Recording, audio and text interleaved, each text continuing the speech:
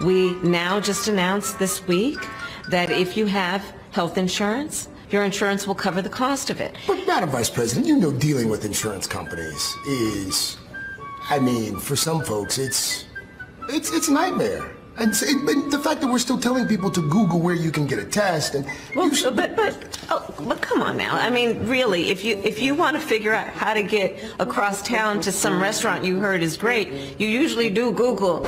Not everybody in the community, in the Hispanic and the African American community, particularly in rural areas that are distant and or inner city districts, know how to get online to determine how to get in line for that COVID vaccination. Nearly 40% of people lack access to high-speed internet. 40%. And the lack of reliable access has resulted in a lack of vital services. Oh, and I urge people you can Google it or go on to any search engine and find out where free testing on the free testing site is available. The fact that we're still telling people to Google where you can get a test, and so that's simply about giving people, right, a mechanism by which they can locate something that they need, something that can help them.